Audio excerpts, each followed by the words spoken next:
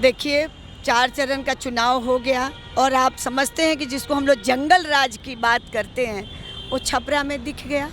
छपरा में रोहिणी आचार्य को जिस बूथ पर गई उसी बूथ पर झंझट हुआ, उसी बूथ पर दूसरे दिन मारपीट हुई।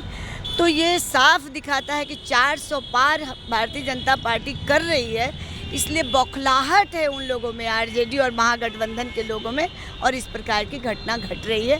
और अभी 2 चरण बाकी है, आप देखेंगे बहुत शांतिपूर्वक हम लोग प्रयास करेंगे कि हम जो 400 पार का जो नारा है वो निश्चित रूप से मोदी जी को मिले और हम लोग जिताएं और सरकार।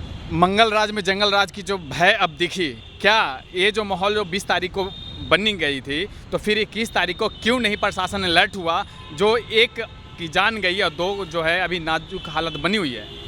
देखिए, प्रशासन तो प्रयास, लेकिन इन लोगों ने प्रशासन के प्रयास को भी तोड़ देते हैं। साथ में इतने फोर्स लेके चलना और अनऑथराइज्ड ढंग से लोगों को लेके चलना, लोगों को डराना धमकाना, तो ये सब जो चीज़ें हैं ये इनकी पुरानी आदत है। बाप दादों से जो कहते हैं ना कि जो आदत लगी रहती है वो छूटती नहीं है, तो लालू जी, राबड़ी जी यही तो किए हैं और इसी से तो बिहार त्रस्त है।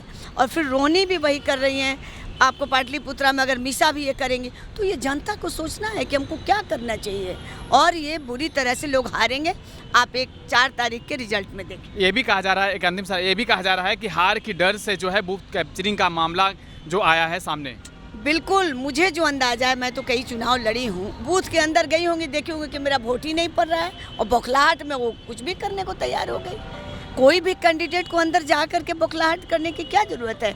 मतदाता अपना मत अपने स्वेच्छा से दे रहे हैं, उसमें आप जाके ज़बरदस्ती अपना प्रभाव दिखाने के प्रयास की और इसका परिणाम यह निकला। 2 चरण की मतदान अभी और बाकी है, क्या शांतिपूर्ण होगी या इसी तरह से? बिल्कुल, हम लोग का तो प्रयास रहेगा बिल्कुल शांतिपूर्वक हो, और उन लोग का क्या रहेगा ये तो हम नहीं बता सकते।